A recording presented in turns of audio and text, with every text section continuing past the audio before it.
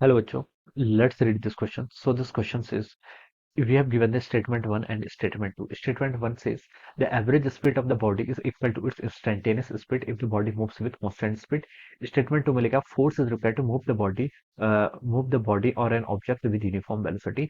And corresponding to this, we have given the four options. All right. तो चलिए इस question को start करते हैं। तो इस क्वेश्चन का बच्चों की कॉन्सेप्ट आप क्या लिख सकते हैं? देखिए यहाँ पर आपको एवरेज स्पीड, इंस्टेंटेनियस स्पीड, ये सब चीजें बतानी है, ठीक है। तो इस क्वेश्चन का की कॉन्सेप्ट ऑफ स्पीड लिख लीजिए। क्या लिख सकते हैं? स्पीड, ठीक है। स्पीड देखिए बच्चों कैसे डिफाइन की जाती है। स्पीड होता है बेसिकली आपका, देखिए स्पीड को हम डिफाइन करते हैं। Speed is define as a distance by time. क्या होता है आपका? डिस्टेंस बाय टाइम होता है, ठीक है। कितनी डिस्टेंस इसने ट्रेवल किया डिवाइडेड बाय टाइम, ठीक है, ऐसे लिखते हैं, ठीक है। या फिर इसको मैथमेटिकली ऐसे रिप्रेजेंट करते हैं, ठीक है। वेलोसिटी का हम देखिए क्या कर लेते हैं यहाँ पर, ये ले लेते हैं, ठीक है। ये आपकी एवरेज स्पीड हो जाएगी। क्या हो जाएगी? This is our average speed, ठीक है। ये आपकी एवरेज स्पीड को हम ऐसे डिफाइन करते हैं, ठीक है। वेलोसिटी, वेलोसिटी का देखिए हमने क्या ले लिया? एवरेज ले लिया। फिर मॉड डिफाइन करते हैं तो उसे हम एवरेज स्पीड बोलेंगे। Average speed of a body is equal to instantaneous speed. Average का क्या मतलब होता है? एवरेज जब भी हम निकालते हैं, हम किसी टाइम इंटरवल पर निकालते हैं, ठीक है। टाइम इंटरवल पर निकालते हैं तो इतने टाइम के अंदर इसने कितनी आपकी टोटल डिस्टेंस ट्रेवल की है। क्या लिख लेता हूँ मैं?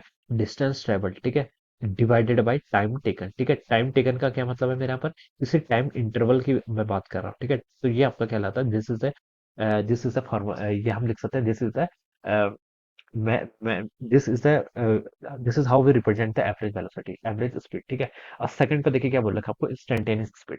इंस्टेंटेनियस स्पीड होती है देखिए किसी एक पर्टिकुलर इंस्टेंट पे, ठीक है, जिसको हम कैसे फाइंड आउट करते हैं? D x by d t. Instantaneous का मतलब क्या होता है? कोई कर्व है, कर्व पर आपने टेंजेंट ड्रॉ कर दिया तो हमें इंस्टेंटेनियस स्पीड दे देगा, ठीक है। इसको हम सिंपली आपका वी वेक्टर से डिनोट कर देते हैं, ठीक है। तो ये किसके इक्वल होगा आपका? ये आपका हो जाएगा इंस्टेंटेनियस है तो इसको हम सिंपली क्या लिख सकते हैं? आपका D R by d T लिख लीजिए, ठीक है।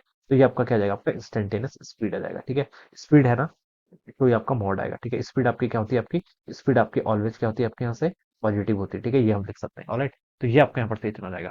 अब हमसे बोल रहे हैं कि average speed of a body is equal to instantaneous speed, ठीक है, if the body moves with constant speed. तो बच्चों ये स्टेटमेंट आपका बिल्कुल करेक्ट है, ठीक है। अब देखिए अगर कोई बॉडी कांस्टेंट स्पीड से मूव करेगी, ठीक है, अगर मैं देखिए यहाँ पर क्या करूँ, कांस्टेंट स्पीड से मूव कर रही है, तो मैं अगर यहाँ पर डिस्टेंस और टाइम का देखिए यहाँ पर ग्राफ प्लॉट कर दूं, ठीक है। तो एवरेज स्पीड कांस्टेंट है, मतलब ये आपका इक्वल इंटरवल में आपका इक्वल डिस्टेंस के करीब ट्रेवल कर रही है, ठीक है। इक्वल इंटरवल में इक्वल डिस्टेंस के करीब ट्रेवल कर रही है, यानी कि देखिए आपका पहले मान लीजिए 2 सेकंड पे इसने 5 मीटर कवर कर लिया, तो देखिए अगले 4 यहाँ तक कितना कवर कर लेगी टोटल आपका है?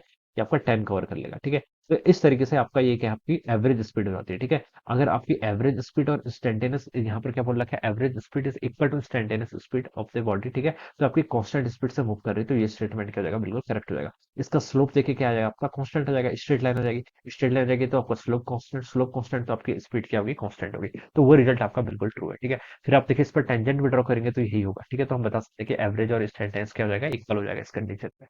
सेकंड स्टेटमेंट है बच्चों, क्या बोल रखा है? A force is required to move the body और an object with uniform velocity, ठीक है।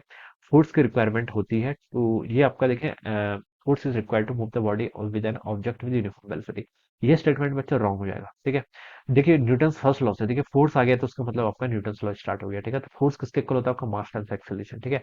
न्यूटन फर्स्ट लॉ मोशन क्या कहता है? Newton first law of motion कहता है, देखिए अगर आपका फोर्स के आपका जीरो है, ठीक है, अगर हम देखिए यहाँ पर से क्या बोलते थे, यहाँ पर बोला क्या? फोर्स इज रिक्वायर्ड, तो देखिए हम फोर्स को नॉन जीरो एज्यूम कर लेते हैं, तो उसका मतलब है एक्सेलेरेशन कितना आपका? नॉन जीरो के इक्वल है। अगर आपका एक्सेलेरेशन नॉन जीरो के इक्वल है तो आपकी वेलोसिटी आइदर इंक्रीज करेगी या फिर डिक्रीज करेगी। और अगर आपका, मैं यहाँ पर लिख लेता हूँ, if acceleration is equal to zero, acceleration zero है तो उसका मतलब क्या? चेंज इन वेलोसिटी आपका जीरो के इक्वल रहेगा।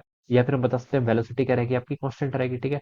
तो हम बता सकते हैं कि देखिए अगर आपका एक्सेलरेशन जीरो के इक्वल है तो आपकी वेलोसिटी क्या? कांस्टेंट है, यानी कि यूनिफॉर्म वेलोसिटी से मूव कर रहा है, ठीक है। तो ये कंडीशन भी ट्रू है। यहाँ पर क्या बोल रखा है? If force is required to move the object with uniform velocity, तो कोई जरूरत नहीं, वेलोसिटी अगर कांस्टेंट करनी है और तो एक्सेलेरेशन अगर आपका जीरो है, इसके बावजूद भी यहाँ पर आपकी वेलोसिटी क्या? कांस्टेंट है, तो हम बता सकते हैं स्टेटमेंट टू क्या आपका इनकरेक्ट है, ठीक है। फोर्स की रिक्वायरमेंट नहीं होती है अगर हम किसी ऑब्जेक्ट को यूनिफॉर्म वेलोसिटी से मूव कराना चाहते हैं, ठीक है। तो ये स्टेटमेंट आपका इनकरेक्ट हो जाएगा, ऑलराइट। तो फर्स्ट तो स्टेटमेंट आपका करेक्ट है, सेकंड आपका इनकरेक्ट है। तो उसको मैच करूंगा तो देखिए स्टेटमेंट 1 इज करेक्ट है, 2 इज इनकरेक्ट है, तो 3 से मैच कर रहा है। किससे मैच कर रहा है? 3 से। तो हम लिख सकते हैं कि ऑप्शन 3 क्या होगा? इसके करस्पॉन्डिंग यहाँ से करेक्ट आंसर हो जाएगा, alright. This will be the answer of this question. I hope you all understood this concept. All the best and thank you so